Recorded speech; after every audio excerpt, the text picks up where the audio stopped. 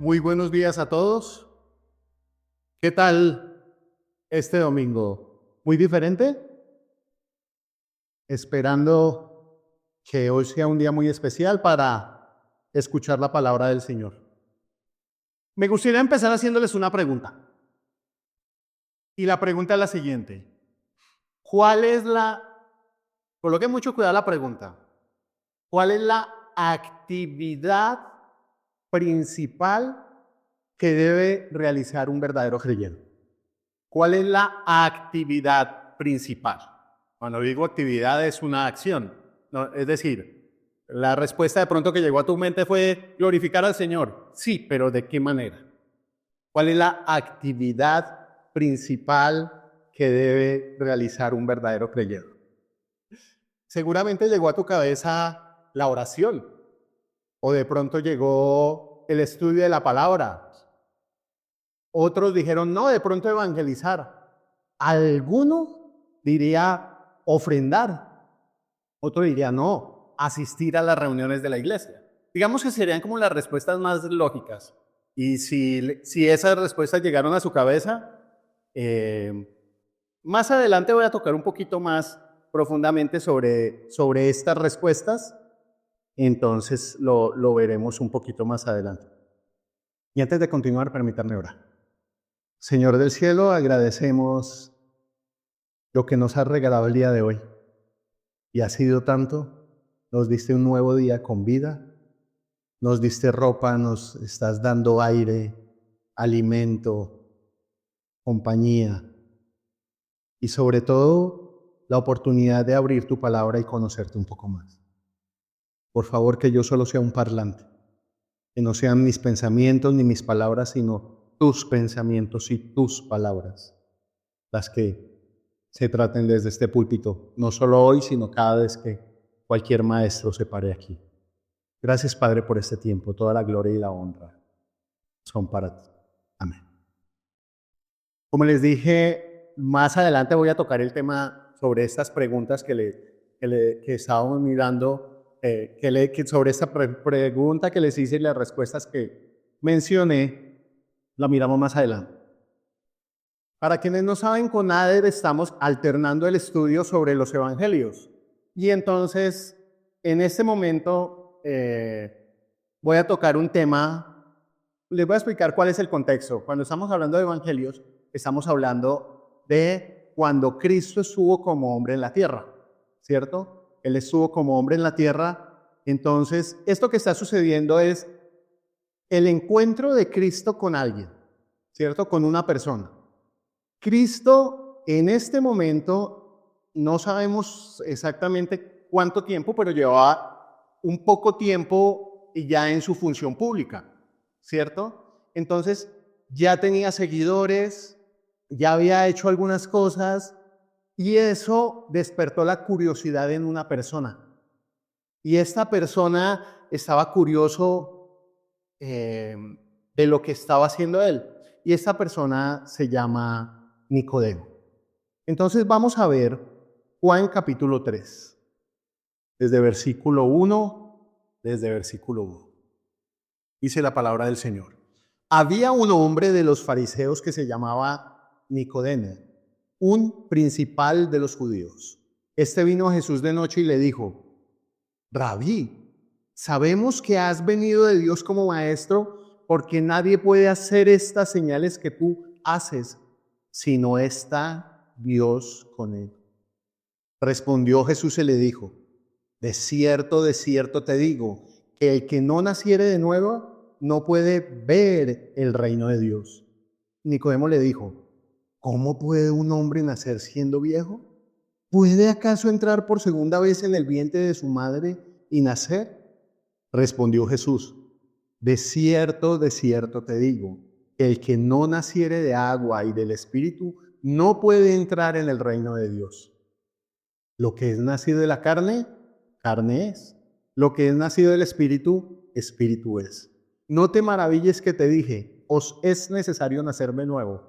El viento sopla de donde quiere y oye su sonido, mas ni sabes de dónde viene ni a dónde va. Así es todo aquel que es nacido del Espíritu. Respondió Nicodemo y le dijo, ¿cómo puede hacerse esto? Respondió Jesús y le dijo, ¿eres tú maestro de Israel y no sabes esto? De cierto te digo, que lo que sabemos hablamos y lo que hemos visto testificamos y no recibís nuestro testimonio. Si os he dicho cosas terrenales y no creéis, ¿cómo creeréis si os dijere las celestiales? Nadie subió al cielo, sino el que descendió del cielo, el Hijo del Hombre que está en el cielo.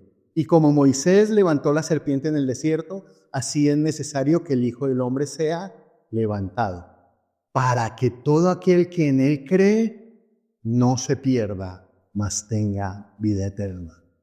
Porque de tal manera amó Dios al mundo que ha dado a su Hijo unigénito para que todo aquel que en él cree no se pierda, mas tenga vida eterna. Porque no envió Dios a su Hijo al mundo para condenar al mundo, sino para que el mundo sea salvo por él.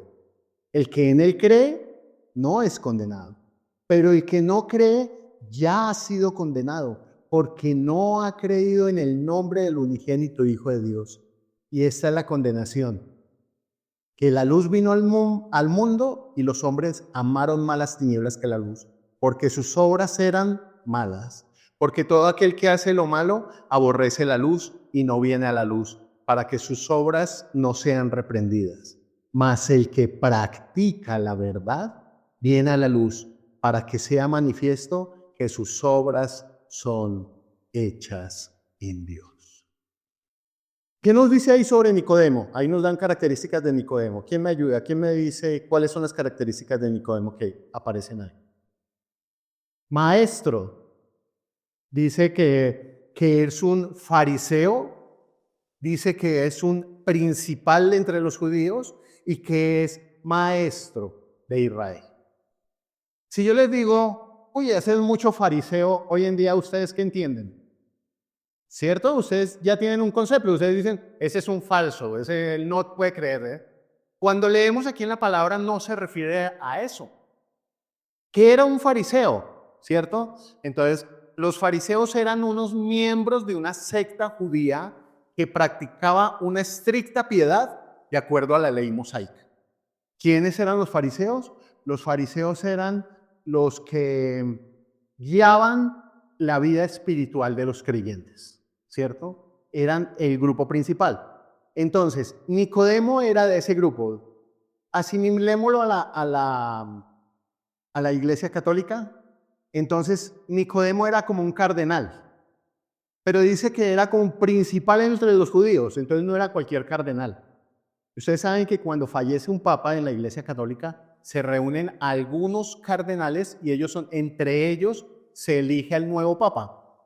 Nicodemo era de esos cardenales que podían sentarse, es decir, estaba en la crema innata de los judíos, era alguien ahí. ¿Quiénes eran los fariseos? Eran personas que se dedicaron a estudiar las Escrituras. Intentaron vivir de acuerdo a las Escrituras. Enseñaban al pueblo a vivir de acuerdo a las Escrituras. Y querían hacerlo tan estrictamente que crearon sus propias normas para poder que se cumplieran. Eso se conoce como la tradición de los ancianos, ¿cierto? Entonces eran personas que querían conocer la palabra a profundidad, querían vivir la palabra a profundidad, querían enseñar la verdad de la palabra y querían que se cumpliera lo que Dios pedía. ¿No les suena como conocido? ¿No les parece que es lo mismo que hacemos aquí? ¿No le parece que cada vez que se para Jay, Ader, Dani, Aaron, venimos a lo mismo? A estudiar la palabra, a enseñar la palabra, intentamos vivir la palabra. ¿No les parece que eso es lo que Dios les pide a ustedes? Que estudien la palabra, que vivan la palabra, que compartan la palabra. Entonces, no somos muy diferentes a los fariseos en general. Más adelante sí veremos que podremos tener grandes diferencias, pero en términos generales no. Por eso mi invitación es hoy a que te identifiques con Nicodemo. Hoy yo solo estoy viendo Nicodemos aquí sentado. Personas que si están aquí es porque de una u otra forma les interesa a Dios. Algunos están aquí por obligación, los trajeron obligados. Otros están por deseo, porque quieren venir. Otros por curiosidad, que será lo que.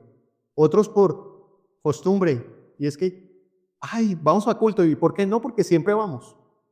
¿Cierto? Hoy quiero que nos identifiquemos con Nicodemo. Ustedes son Nicodemo. Nicodemo era una persona que conocía la Escritura. Era una persona que se sabía pasajes completos de memoria. Era una persona que era capaz de pararse frente a un grupo de personas y presentar las Escrituras. Cuando digo las Escrituras, hasta ese momento, ahí tenían todo el Antiguo Testamento, ¿cierto? Entonces él podía coger un pasaje de los Salmos, en Génesis, en algunos de los profetas y enseñarlo perfectamente. Y eso tenía unas fuertes convicciones, y esas fuertes convicciones eran lo que lo habían hecho volverse estricto y decir, es que aquí toca orar así, tienen que vestirse así, tienen que hacer esto así, tienen que todo, y él enseñaba eso. Pero de pronto aparece un hombre pobre, un hombre sin estudios, un hombre de la nada, del pueblo más pequeñito, y empieza a vivir de una forma diferente. Empieza a hacer cosas de una forma diferente, no de la forma como él las está viviendo, como él estaba enseñando. ¿Y qué causa en él? Pues lo dice en versículo. Entonces dice, hay algo diferente, algo está haciendo esta persona diferente, yo necesito ir a verme con él. Y va y le dice, se le acerca y le dice, primero dice el texto que va de noche, ¿no? Es decir, pareciera que fuera a ir a escondidas, que no quiera que muchos lo vean. Y le dice, maestro, sabemos que has venido de Dios.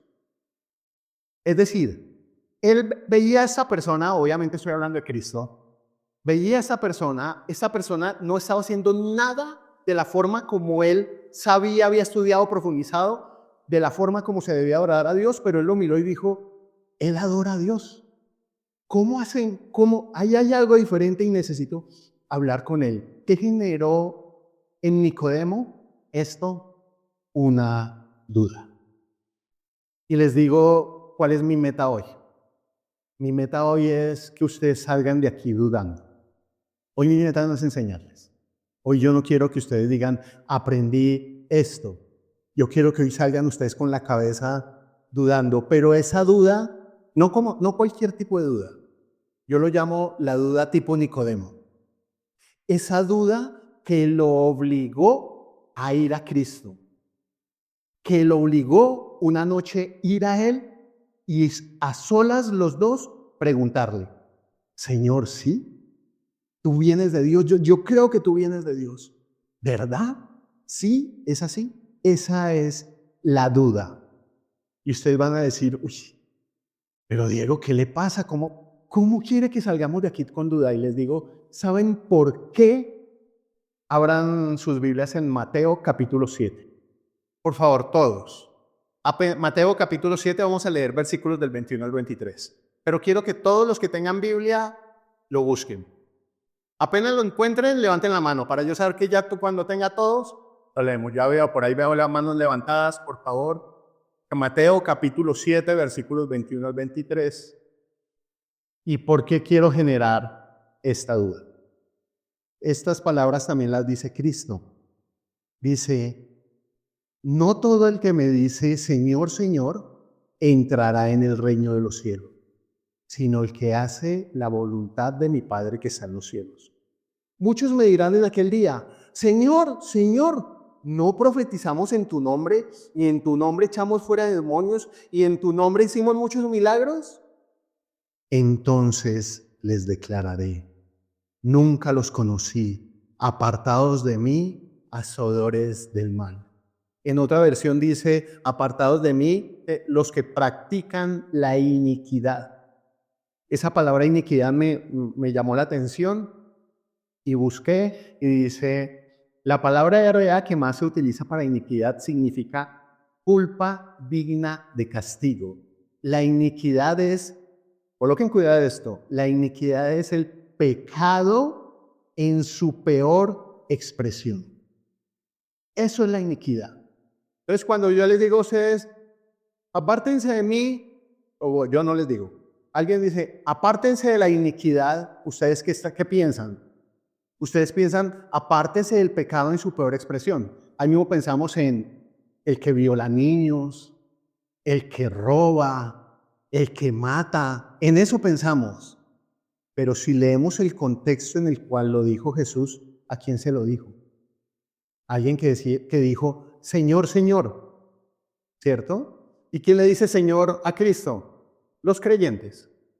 Un ateo no le dice Señor. Un ateo habla de Dios, pero los creyentes sí le dicen Señor. Entonces, aquí le está diciendo, supuestos creyentes se acercaban, pero en tu nombre hicimos, y aquí digamos que se van al extremo, pero yo lo voy a colocar más a nivel un poquito más raso, por decirlo de alguna forma.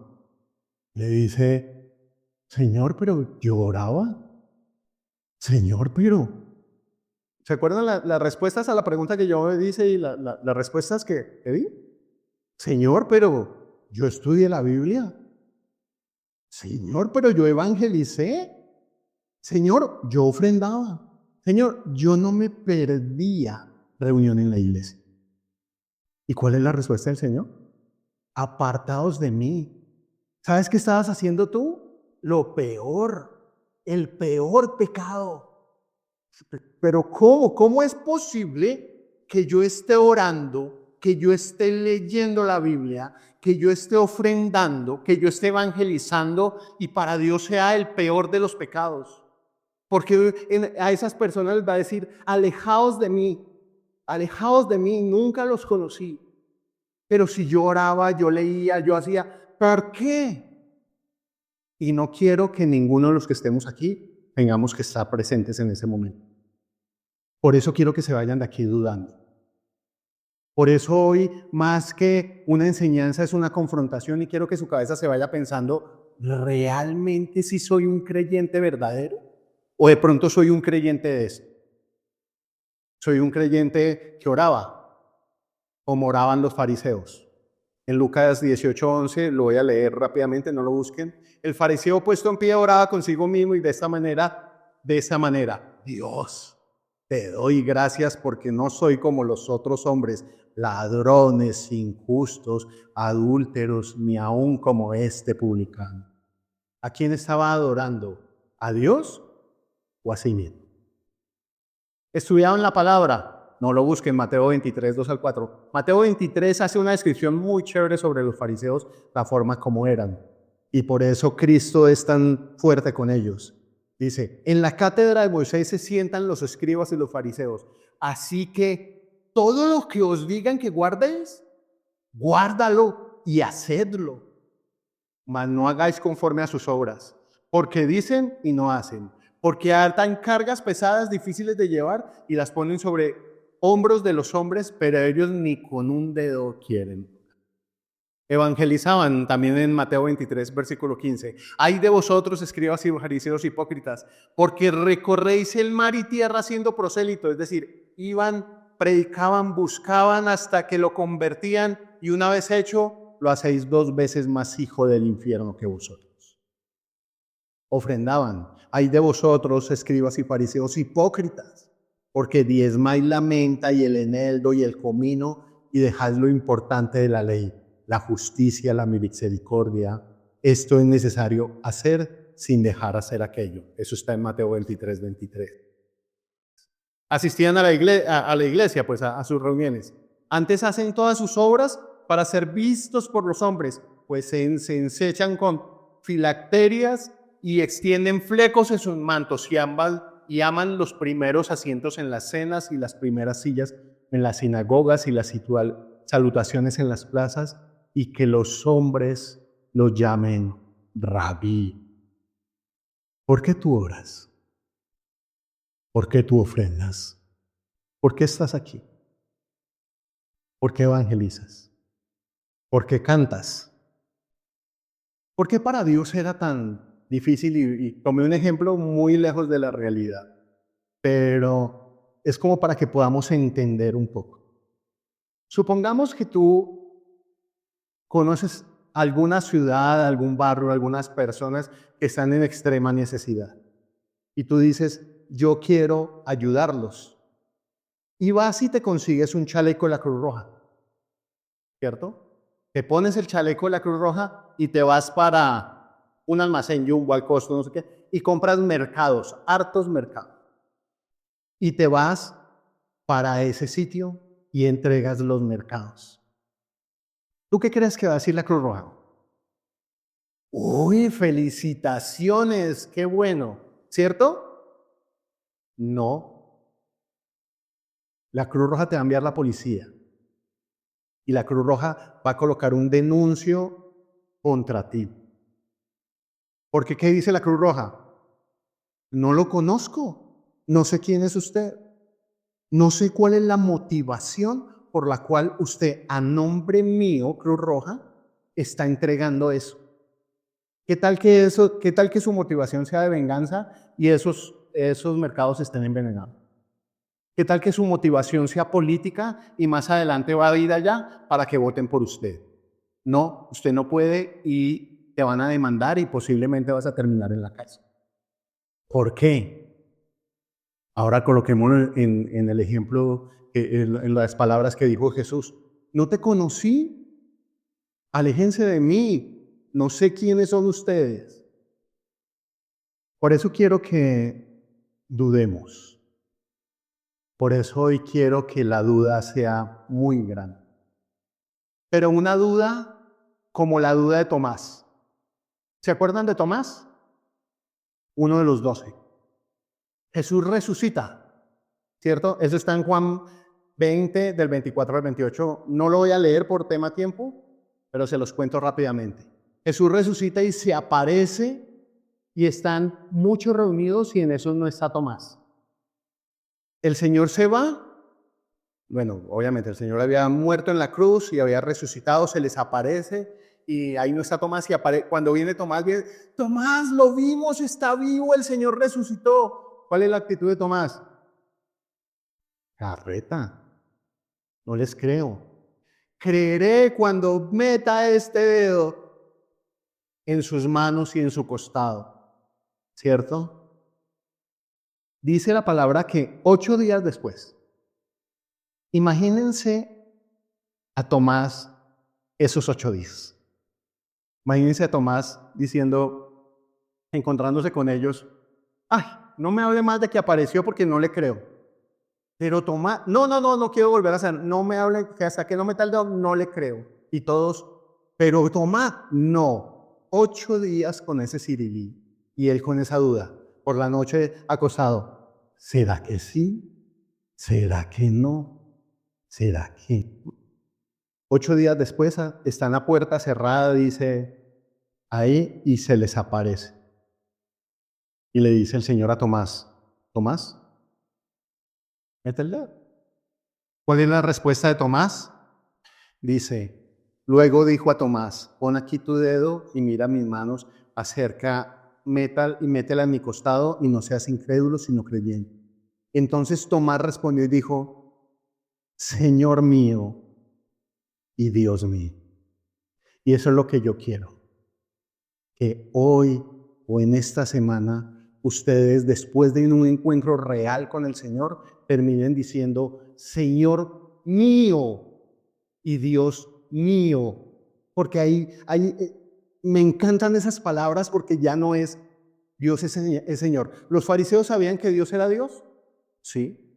¿Los fariseos sabían que era poderoso? Sí. ¿Los fariseos sabían que Dios era santo? Sí. ¿Los fariseos sabían que Dios era justo? Sí. ¿Los fariseos sabían todo de Dios? Lo único que no sabían o lo único que no habían hecho era decir, Él es mío. Porque cuando tú dices, el Señor mío, yo me someto a tu voluntad. ¿Sí? Cuando yo digo, eres Dios mío, es porque reconozco que Él es mi creador y a Él le voy a rendir cuenta. Que es muy diferente simplemente a decir, sí, Dios es así, Dios es así, Dios hace así. Y puedes estar diciendo las palabras correctas, pero estás haciendo iniquidad porque no lo estás haciendo bajo la voluntad del Señor. Señor mío. Ustedes dirán, estamos hablando de Nicodemo y lo único que hemos hecho es hablar de otros temas. Pues vamos a Nicodemo. Me gustaría que miráramos cuál es el énfasis que hace Nicodemo. ¿Qué era lo que Nicodemo estaba pensando? Podemos inferir. Versículo 2 dice, este vino a Jesús de noche y le dijo, Rabí, sabemos que has venido de Dios como maestro, porque nadie puede hacer lo que tú haces. Versículo 4. ¿Cómo puede un hombre, me pregunta Nicodemo, cómo puede un hombre nacer siendo viejo? Es decir, ¿cómo hago eso? Versículo 9. Respondiendo Jesús, Nicodemo le dijo, ¿y cómo puede hacerse eso? ¿Cuál era el énfasis de Nicodemo? ¿Cómo lo hago? ¿Qué es lo que debo hacer? Ese es el énfasis de Nicodemo. Nicodemo dice, ¿cuál es la medida que yo tengo para saber que estoy haciendo las cosas bien con Dios? En lo que hago. Entonces, si yo hago A, B, C, D, estoy bien con Dios. Les pregunto, ¿alguna vez le ha pasado por su cabeza una idea como, me está yendo bien en lo que estoy haciendo porque es que no he faltado a culto? Me está yendo bien porque es que estoy ofrendando. Mira. Desde que estoy ofrendando no me falta la plática. No me falta el alimento en mi casa. Me está yendo bien porque es que estoy madrugando y haciendo devocional. Por eso. Uy, no, hoy me fue mal. Claro que esta mañana salí corriendo y no hice el devocional. ¿Cómo me va a ir bien si esta mañana no hice el devocional? ¿Cierto? ¿Has pensado eso? Te pregunto, ¿en qué estás basando la calidad de relación que tienes con Dios? ¿Qué es lo que tú puedes decir? Yo tengo una buena relación con Dios ¿por qué? Los de Mateo 7 alcanzaron a expulsar demonios y estaban mal en la relación con Dios. Nicodemo actuaba, hacía, enseñaba y estaba haciendo iniquidad. El peor de los pecados. En versículos del 5 al 8, el Señor le dice a Nicodemo le dice, Señor, yo sé que tú vienes de Dios. Y él le dice, nadie que nace de nuevo no puede ver no puede ver el reino de Dios. Y le dicen, básicamente le dijo, ¿sabes qué, Nicodemo? Estás equivocado en todo lo que crees. Le dijo, estás mal. La realidad es que tienes que nacer de nuevo. ¿Qué hiciste para nacer de nuevo tú? Nada. Nicodemo está diciendo, ¿qué hago? ¿Qué hago? Y el Señor le dice, nada. Porque la obra la hago yo. ¿Se imaginan cómo fue eso para Nicodemo? Para Nicodemo que le dijeran, estás mal. ¿Y saben cuál es el primer paso para llegar realmente a los pies del Señor? Es reconocer que estoy mal. Cuando yo ya digo, no, yo ya me la sé. Ah, sí, Juan 3:16. ¿Por qué de tal manera mal? Ah, sí, yo ya sé. Ahí es cuando debo reconocer que estoy mal. Porque no estoy rindiéndome a los pies del Señor, sino estoy parado en mi orgullo. Debes nacer de nuevo, Nicodemo. Y Señor, pero ¿cómo? ¿Qué? No entiendo. Y le dice, es impactante, me encanta porque lo que le dice es, le dice, ¿realmente no vas a entender? Es que si te explico, si estoy viviendo y no me crees lo que estoy viviendo, ¿qué me vas a creer en las cosas espirituales? Le dice, el que no naciere de agua y del Espíritu no puede entrar en el reino de Dios. Lo que es nacido de la carne, carne es, y lo que es nacido del Espíritu es. No te maravilles de que te dije, eso es necesario nacer de nuevo. Pues el viento sopla de donde viene y oye su sonido, pero no sabes ni de dónde viene ni para dónde va. Y así es el nacido del Espíritu. Básicamente le dijo, ¿sabes qué? No vas a entender. No vas a entender por qué. Más adelante le dice, De cierto te digo que sabemos lo que hablamos y lo que hemos visto testificados y no recibido ese testimonio. Si he dicho las cosas terrenales y no creéis, ¿cómo me creeréis si te dijera las celestiales? Y en ese momento le explica algo que no había sucedido, que para nosotros ya sucedió, pero que es la base de lo que debemos creer. Y es, nadie subió al cielo, estoy leyendo versículo 13. Nadie subió al cielo, sino el que descendió del cielo, el Hijo del Hombre que está en el cielo. Y como Moisés levantó la serpiente en el desierto, así es necesario que el Hijo del Hombre sea levantado. Lo primero que le dice es cuando nadie subió al cielo, es decir, nadie haciendo las obras como tú las estás haciendo, va a llegar al cielo. La única forma de que alguien pueda llegar al cielo es ¿cómo? Que el que está en el cielo baje. ¿Qué le está diciendo en otras palabras más claras para nosotros? Yo soy Dios que vengo del cielo. Eso le estaba diciendo a Nicodemo. Yo me imagino la cara de Nicodemo porque lo debió haber entendido claramente. Y le dice, y no solo eso, el Hijo del Hombre debe ser levantado, como la serpiente en el desierto. Les recuerdo, Nicodemo era el predicador más grande de los judíos en ese momento. ¿Entendió el mensaje? ¿Será que se acordó de qué estaban hablando? Pues claro que sí. Posiblemente aquí alguno de nosotros no sepa de qué está hablando. Y es algo que sucedió, que está descrito en la Biblia, en el libro de Números, capítulo 21, los versículos 4 al 9. Después de que son liberados de Egipto, están en el desierto.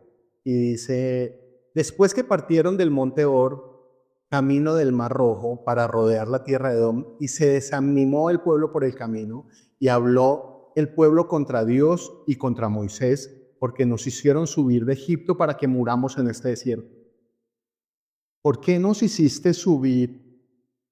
¿Por qué nos hiciste subir de Egipto para que muramos en este desierto? Pues no hay pan ni agua y nuestra alma tiene fastidio de este pan tan liviano. Ese fastidio de pan tan liviano era ¿del qué? Del maná. Y Jehová envió entre el pueblo serpientes ardientes que mordían al pueblo. Y murió mucho pueblo de Israel. Entonces el pueblo vino a Moisés y le dijo, hemos pecado por haber hablado contra Jehová y contra ti. Ruega a Jehová que te quite de nosotros estas serpientes. Y Moisés oró por el pueblo. Y Jehová dijo a Moisés, hazte una serpiente ardiente y ponla en un asta. Cualquiera que fuere mordido y mirare a ella, vivirá. Y Moisés hizo una serpiente de hombre y la puso sobre un asta, y cuando alguna serpiente mordía a alguno, miraba la serpiente de bronce y vivía. Y esto que acabé de leer le tuvo que haber llegado a Nicodemo a la cabeza de frente. Nicodemo dijo, mi relación con Dios está dedicada en lo que hago, pero me lleva a pensar en un momento que si la persona era mordida, ¿qué tenía que hacer? En términos generales, nada, solo voltear a mirar. No tenía que correr a tocar, no tenía que inyectarse, no tenía... ¿Quién hacía la obra? ¿Quién hizo la obra? Dios, permitiendo esa serpiente de bronce para que lo mirara. Y entonces Jesús le dijo a Nicodemo, ¿sabes qué va a pasar? Dios que está frente a ti va a morir.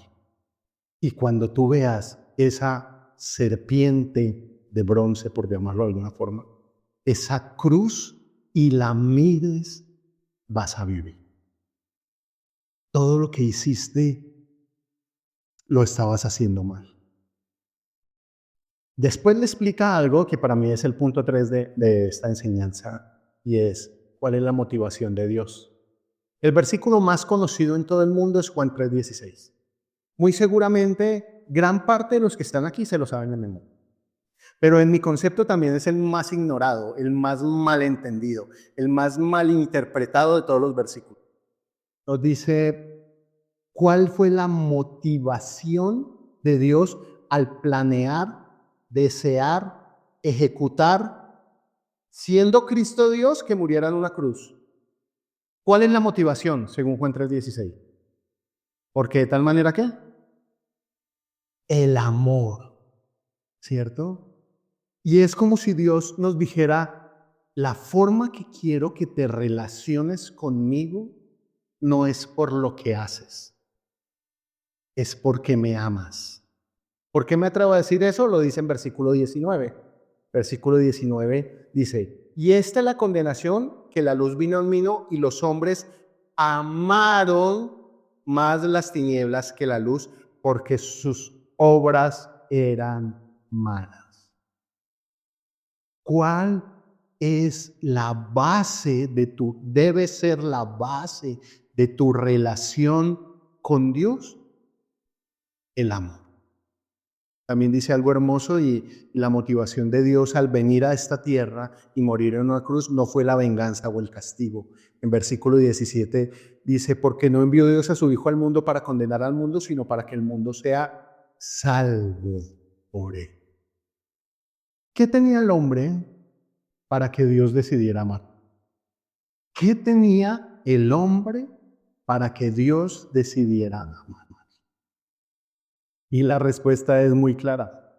Nada, nada. Lo he dicho varias veces y lo repito. Dios no cambiaba una gota, un milímetro, si todos nos hubiéramos condenado y todos hubiéramos ido al infierno. Él no dejaba de ser santo, Él no dejaba de ser justo, Él no dejaba de ser misericordioso si absolutamente todos nosotros nos hubiéramos ido al infierno. Pero Él toma la decisión de amar. ¿Tú amas a Dios?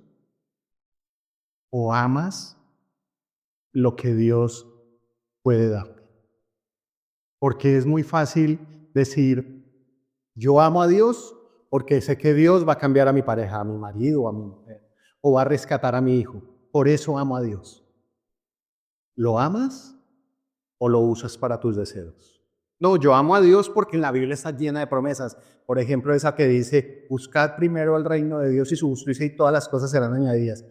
Todas esas cosas, y lo coloco en el contexto real de lo que está diciendo. No está hablando de carro, casa y beca, no, está hablando de vestido y alimento.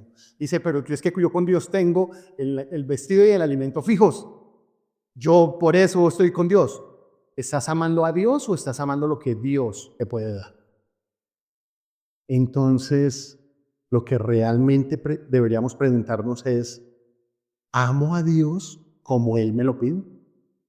¿Realmente tú amas a Dios de la forma que Él me lo pide? Obviamente es una respuesta muy complicada. Sobre todo, ¿saben por qué? Porque nosotros tenemos un corazón engañoso.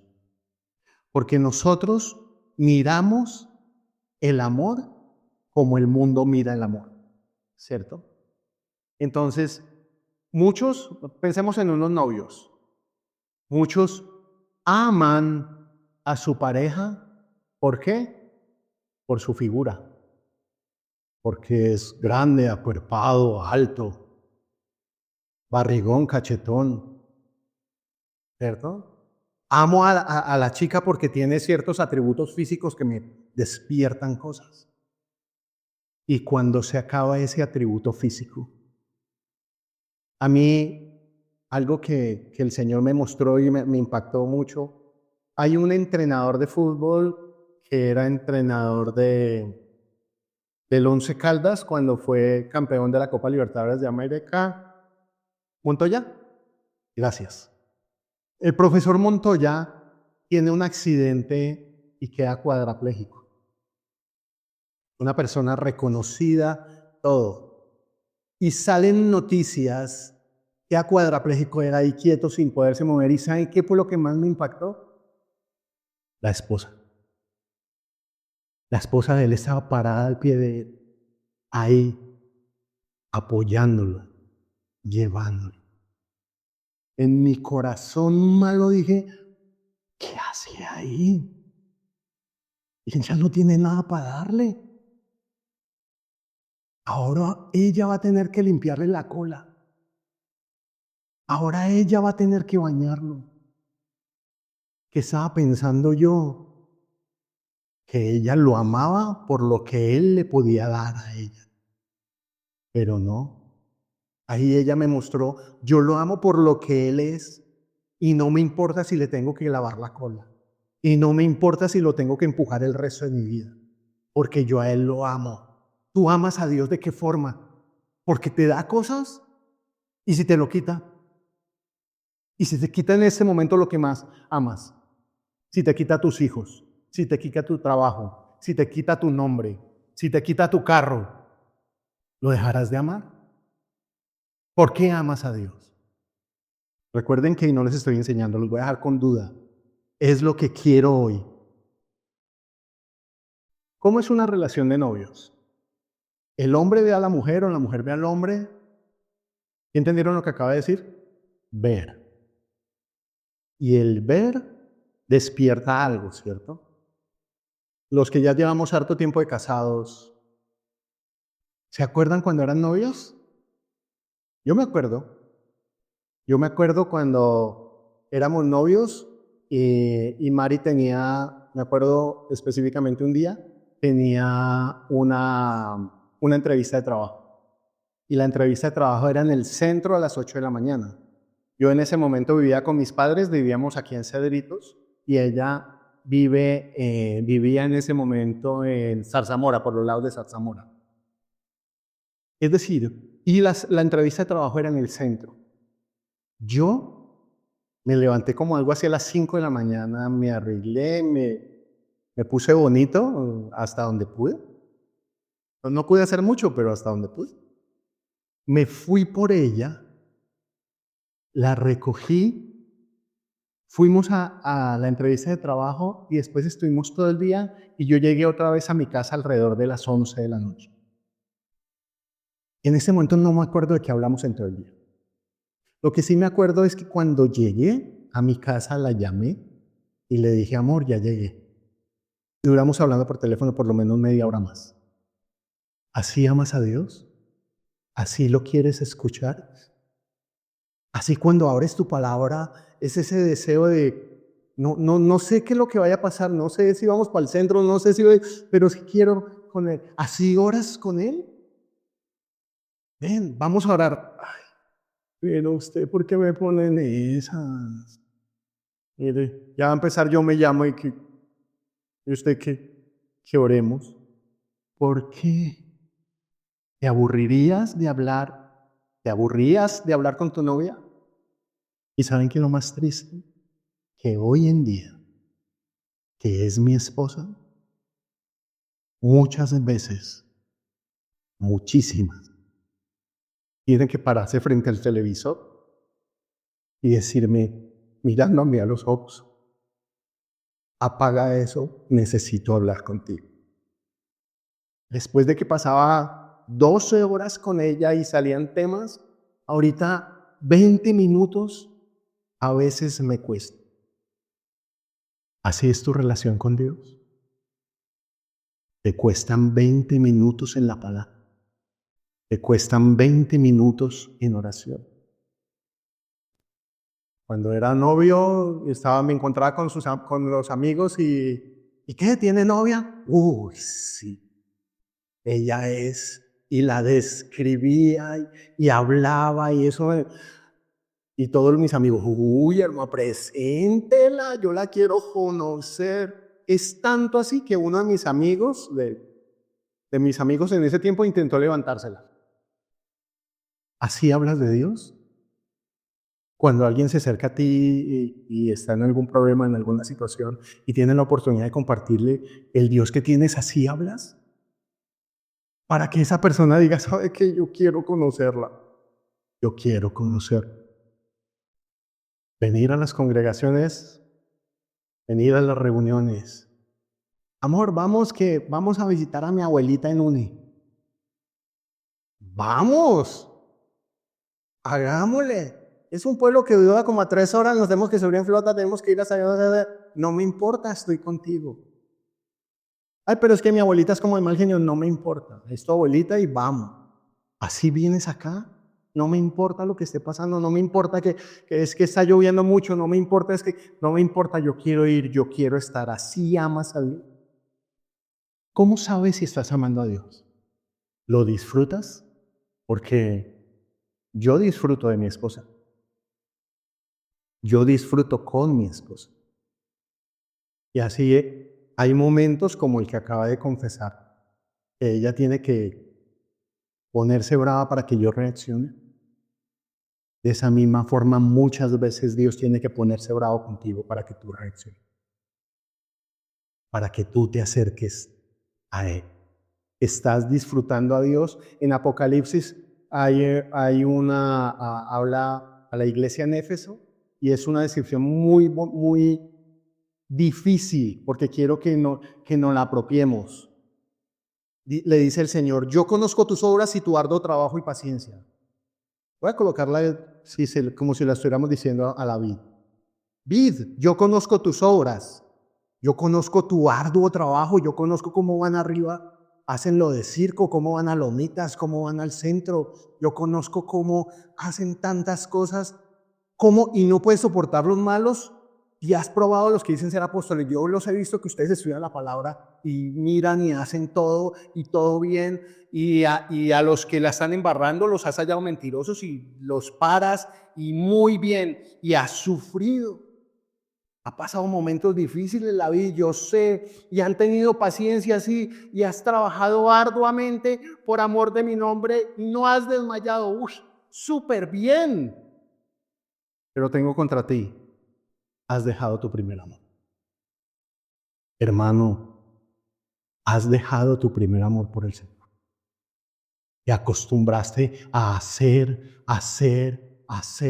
y porque yo estoy bien con el Señor, pues seremos un Nicodemo o seremos uno de los de Mateo 7. El Señor dijo, no sé, tú te colocaste el chaleco de la Cruz Roja, pero no eras Cruz Roja. Te colocaste un letrero que decía cristiano, pero tú no eres cristiano. Tú nunca me conociste, tú nunca me amaste.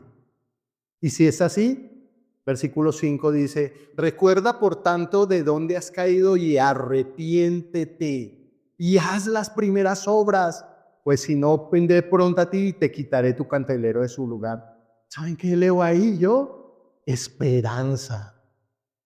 ¿Has perdido tu primer amor? ¿No entiendes realmente lo que es amar al Señor? Arrepiéntete, es momento. Dios Padre está con los brazos abiertos diciendo, ven. Tenemos esperanza. El cuarto punto de esta enseñanza dice, Cristo le está diciendo a Nicodemo, Nicodemo, la relación adecuada que tú tienes que tener conmigo está basada entre el amor, ¿cierto? Pero como el pensamiento de Nicodemo es, ¿qué hago? Él le contesta, ¿qué debes hacer? Versículo 20. Porque todo aquel que hace lo malo aborrece la luz y no viene a la luz para que sus obras no sean reprendidas. Mas el que practica la verdad viene a la luz para que sea manifiesto que sus obras son hechas en él. Hay una gran diferencia entre hacer y practicar. Hay una gran diferencia. Y les coloco un ejemplo. Cuando tú vas a una entrevista de trabajo, o yo he ido a varias entrevistas de trabajo, una de las preguntas que normalmente le hacen es, ¿practicas algún deporte? Y mi respuesta es, claro. ¿Qué practicas? Mi respuesta normal era, fútbol. ¿Por qué yo decía que practicaba fútbol? Porque jugaba una vez a la semana, porque jugaba 2 veces a la semana, y para mí eso era practicar. ¿Eso es practicar? No. ¿Quién practica el fútbol? Un futbolista profesional. ¿Qué hace un futbolista profesional? ¿Cuándo juega? Todos los días. ¿Qué creen que lee sobre fútbol? ¿Qué creen que ve? Partidos. ¿Qué cree que escucha? Comentaristas. Todos los días, a toda hora está su cabeza funcionando a través del fútbol. A través del fútbol. Tu cabeza todos los días, a toda hora está funcionando en mi relación con Dios. ¿Cómo está Dios? ¿Qué es lo que Dios quiere? ¿O practicas? Voy a practicar. Practiquemos Juan 3. Había un hombre, ¿sí?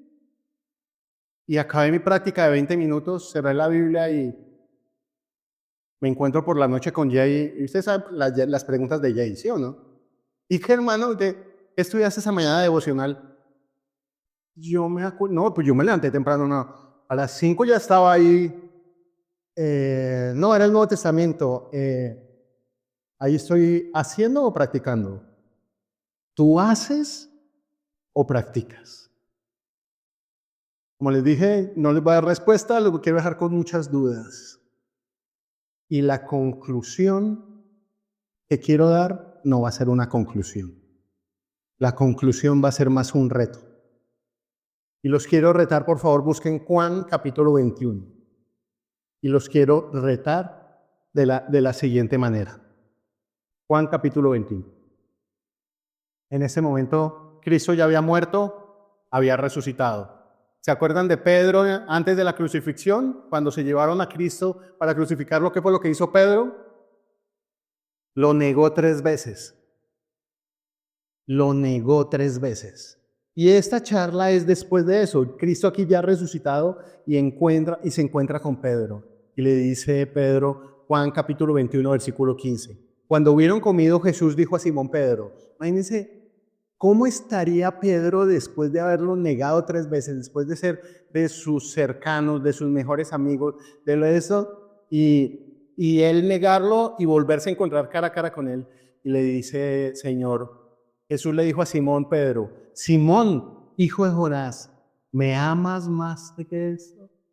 Y le respondió, sí, Señor.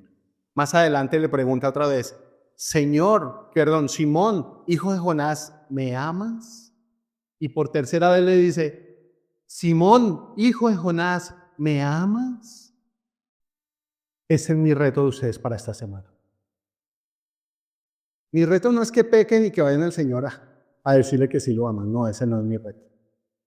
Mi reto es que cada día de esta semana, mínimo una vez antes de que hagas lo que tengas que hacer, digas, no sé, voy a entrar a trabajar. Te pares y digas, ¿cómo trabajando puedo demostrar que amo al Señor? ¿Cómo lavando la loza puedo demostrar que amo al Señor? ¿Cómo visitando a mis suegros puedo demostrar que amo al Señor?